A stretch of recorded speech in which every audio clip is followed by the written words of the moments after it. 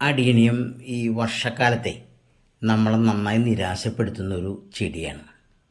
ഇത് മഴ കണ്ടു തുടങ്ങിയാൽ അപ്പോൾ ഒരല്പം അതിനകത്തേക്ക് ഷെയ്ഡിലേക്ക് മാറ്റി നനയാത്ത സ്ഥലത്ത് വെച്ചില്ലെങ്കിൽ കുഴപ്പമാവും. ശരിക്കും ഡ്രൈനേജ് ഉള്ള ഒരു ചട്ടിയിലാണ് വെക്കുന്നതെങ്കിൽ മഴ കൊണ്ടെന്ന് വെച്ച് കുഴപ്പമൊന്നുമില്ല, അതനുസരിച്ച് പോകും. അല്ലെങ്കിൽ എല്ലാ ഇലകളും കൊഴിഞ്ഞ് നമുക്കാകെ കഷ്ടപ്പാടാവും. പക്ഷേ ഇല കുഴഞ്ഞെന്ന് വെച്ച് പേടിക്കണ്ട. ഇത് കണ്ടില്ലേ, ഇതുപോലത്തെ പൂക്കൾ പെട്ടെന്നുണ്ടാവും. ഇലകളില്ലെങ്കിൽ തന്നെയും മുട്ട് മാത്രമാണ് നിൽക്കുന്നത്. എല്ലാത്തിൻ്റെയും അറ്റത്ത് ഇലകൾ വരുന്നതിന് മുമ്പ് തന്നെ അതിനകത്ത് വരാൻ പോകുന്നത് പൂക്കളായിരിക്കും. അപ്പോൾ ഇങ്ങനെ ഇല പൊഴിഞ്ഞു എന്ന് വെച്ച് പേടിക്കണ്ട. യൂറോപ്യൻ രാജ്യങ്ങളിലൊക്കെ നമ്മൾ പെട്ടെന്ന് ചില കാര്യങ്ങൾ ഓർമ്മ വരും. അവിടെ ഒരു പ്രത്യേക സമയത്ത് ഇലകളെല്ലാം കൊഴിഞ്ഞിട്ടുണ്ടാവും. പിന്നീടാണ് ആ കമ്പിൽ മാത്രം ഇലകളാണ് നല്ല ഭംഗിയായിട്ട് വരുന്നത്. അപ്പോൾ ഇലകൾ ഇല്ലെങ്കിലും അടീനിയം പൂക്കും എന്നുള്ള കാര്യം ഉറപ്പായി. ഇങ്ങനെ ശ്രദ്ധിക്കേണ്ട ചില കാര്യങ്ങൾ ചെയ്താൽ നമുക്കത് ഒരൊറ്റ ചെടി പോലും നഷ്ടപ്പെടാതെ നോക്കാം. ഇതിൽ ഫംഗസ് ബാധയാണ് ഈ നനവ് കൂടുമ്പോൾ ഉണ്ടാവുക. അപ്പോൾ സ്യൂഡോമോണസ് എന്നൊരു സംഭവം നമ്മുടെ കൃഷിഭവനിലും അതുപോലെ നഴ്സറികളിലൊക്കെ വാങ്ങാൻ കിട്ടും.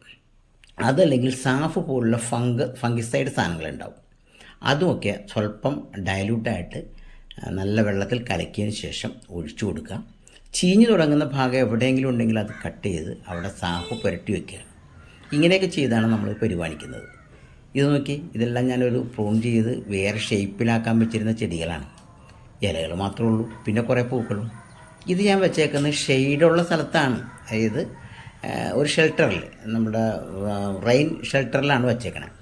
എന്നിട്ട് പോലും സൈഡിൽ നിന്നൊക്കെ കാറ്റടി കൊണ്ട് നനഞ്ഞാണ് ഇലകളൊക്കെ കൊഴിഞ്ഞത്. ഇപ്പോഴാണ് അല്പമെങ്കിലും ആരോഗ്യം കണ്ടു തുടങ്ങിയത്. പൂക്കുന്നതെല്ലാം അത് ഒരു ഇലയില്ലെങ്കിൽ തന്നെ പൂക്കാൻ തുടങ്ങും. എല്ലാത്തിൻ്റെയും തുമ്പത്ത് വരുന്നതെല്ലാം അങ്ങനെയാണ്.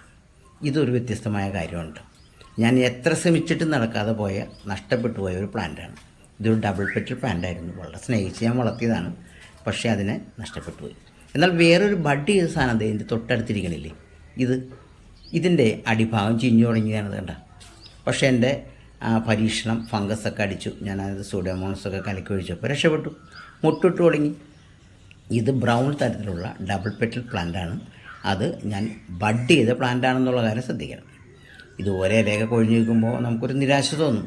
നല്ല പുഷ്ടിപ്പെട്ട് നിന്നിരുന്ന ചെടി പെട്ടെന്ന് ഇങ്ങനെ ആയല്ലോ എന്ന് ചോദിക്കും. ഉള്ളതെല്ലാം നമ്മൾ അനക്കാതെ വയ്ക്കുകയും പിന്നീട് അതിനെ വേണ്ട തരത്തിൽ വളങ്ങളൊക്കെ ഇട്ട് അത് പ്രൂൺ ചെയ്യേണ്ടത് അങ്ങനെ ചെയ്യുക, റീപ്പോർട്ട് ചെയ്യേണ്ടത് ചെയ്യുക. അങ്ങനെ വേനൽക്കാലത്ത് അതിൻ്റെ പരിപാലനം തുടങ്ങിയാൽ പിന്നീട് ഒരു മാസത്തിനുള്ളിൽ ഇതുപോലെ പൂക്കൂട്ടോ. പൂത്ത് കഴിഞ്ഞൊരു പൂക്കാലമായിരിക്കും. കണ്ട, ഇത് പലതരത്തിൽ ഇങ്ങനെ പൂത്ത് നമ്മൾ നിൽക്കും. അപ്പോൾ പ്രത്യേകം ശ്രദ്ധിക്കേണ്ടത്, ഇത് മഴ അധികം കൊള്ളാതിരിക്കുക. അങ്ങനെ നനവുള്ള ഭാഗം ഇല്ലാതിരുന്നാൽ സൂപ്പർ പൂക്കാലം തരുന്നൊരു സാധനമാണ് അടീനിയം.